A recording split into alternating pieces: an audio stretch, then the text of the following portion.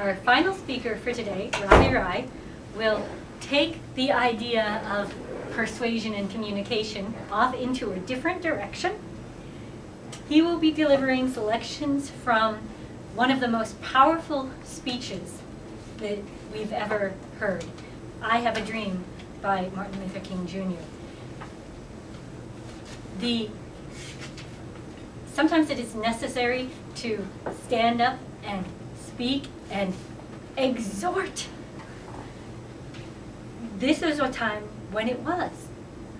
And relax, listen to the message, and consider both what Martin Luther King Jr. did in presenting the speech originally and what Ravi does in representing it today. Please welcome Ravi Rai, I Have a Dream. I Have a Dream, Ravi Rai. Thank you, Madam Toastmaster, fellow Toastmasters, and honored guests. I Have a Dream is a 17-minute public speech by Martin Luther King Jr., delivered on August 28, 1963, in which he called for racial equality and end to discrimination. At the end of the speech, King departed from his prepared text for a partly improvised peroration on the theme of I Have a Dream, possibly prompted by Mahalia Jackson's cry, "Tell them about the dream." In my speech today, I will be reading from his text, the text of his speech, but I'll be skipping over some of the portions so that it fits within the 8 to 10 minutes time limit. I am happy to join with you today in what will go down in the history as the greatest demonstration for freedom in the history of our nation. 50 years ago, a great American, in whose symbolic shadow we stand today, signed the Emancipation Proclamation. This momentous decree came as a great beacon light of hope to millions of Negro slaves who had been seared in the flames of withering injustice. It came as a joyous daybreak to end the long night of their captivity. In the sense, we have come to our nation's capital to cash a check. When the architects of our republic wrote the magnificent words of the Constitution and the Declaration of Independence, they were signing a promissory note to which every American was to fall heir. This note was a promise that all men, yes, all black men as well as white men, would be guaranteed the unalienable rights of life, liberty, and pursuit of happiness. It is obvious today that America has defaulted on this promissory note insofar as her citizens of color are concerned. Instead of honoring this sacred obligation, America has given the Negro people a bad check, a check which has come back marked insufficient funds. But we refuse to believe that the Bank of Injustice is bankrupt. We refuse to believe that there are insufficient funds in the great vaults of opportunity of this nation. And so we have come to cash this check, a check that will give us upon demand the riches of freedom and the security of justice.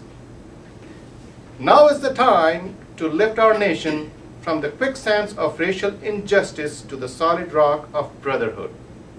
Now is the time to make justice a reality for all of God's children. It would be fatal for the nation to overlook the urgency of the moment. This sweltering summer of the Negro's legitimate discontent will not pass until there is an invigorating autumn of freedom and equality. 1963 is not the end, but a beginning, and those who hope that the Negro needed to blow off steam and will now be content will have a rude awakening if the nation returns to business as usual. And there will be neither rest nor tranquility in America until the Negro is granted his citizenship rights. The whirlwinds of revolt will continue to shake the foundations of our nation until the bright day of justice emerges. But there is something I must say to my people who stand on the warm threshold which leads into the palace of justice. In the process of gaining our rightful place, we must not be guilty of wrongful deeds. Let us not seek to satisfy our thirst for freedom by drinking from the cup of bitterness and hatred. We must forever conduct our struggle off the high plane of dignity and discipline. We must not allow our creative protest to degenerate into physical violence. Again and again, we must rise to the majestic heights of meeting physical force with soul force. There are those who are asking the devotees of civil rights, when will you be satisfied?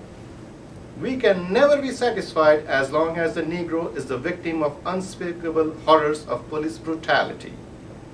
We can never be satisfied as long as our bodies, heavy with fatigue of travel, cannot gain lodging in the motels of highways and the hotels of cities. We cannot be satisfied as long as the Negro's basic mobility is from a smaller ghetto to a larger one. We can never be satisfied as our children are stripped of their selfhood and robbed of their dignity by signs stating, "For whites only." We cannot be satisfied as long as a Negro in Mississippi cannot vote and a Negro in New York believes he has nothing for which to vote. No. No, we are not satisfied, and we will not be satisfied until justice rolls down like waters and righteousness like a mighty stream. Let us not wallow in the valley of despair, I say to you, my friend. And so even though we face the difficulties of today and tomorrow, I still have a dream. It is a dream deeply rooted in the American dream. I have a dream that one day this nation will rise up and live out the true meaning of the creed. We hold these truths to be self-evident that all men are created equal. I have a dream that one day on the red hills of Georgia, the sons of former slaves and the sons of former slave owners will be able to sit together at the table of brotherhood. I have a dream that one day, even in the state of Mississippi, a state sweltering with the heat of injustice, sweltering with the heat of oppression, will be transformed into an oasis of freedom and justice. I have a dream that my 4 children will one day live in a nation where they will not be judged by the color of their skin, but the content of their character. I have a dream today. I have a dream that one day down in Alabama, with its vicious racist, with its governor having his lips dripping with the words of interposition and nullification, one day right here in Alabama, little black boys and black girls will be able to join hands with the little white boys and white girls as sisters and brothers. I have a dream today. I have a dream that one day every valley shall be exalted and every hill and mountain shall be made low, the rough places will be made plain and the crooked places will be made straight, and the glory the Lord shall be revealed and all flesh shall see it together. This is our hope, and this is the faith that I go back to the South with. With this faith, we will be able to hew out the mountain of despair a stone of hope. With this faith, we will be able to transform the jangling discords of our nation into a beautiful symphony of brotherhood. With this faith, we will be able to work together, to pray together, to struggle together, to go to jail together, to stand up for freedom together, knowing that we will be free one day. And this will be the day. This will be the day when all of God's children will be able to sing with a new meaning.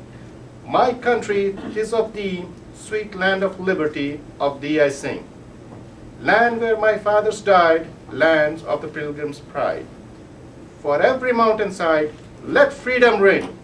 And if America is to be a great nation, this must become true. And so let freedom ring from the prodigious hilltops of New Hampshire. Let freedom ring from the mighty mountains of New York. Let freedom ring from the heightening Alleghenies of Pennsylvania. Let freedom ring from the snow-capped Rockies of Colorado. Let freedom ring from the curvaceous slopes of California. But not only that, let freedom ring from the Stone Mountain of Georgia.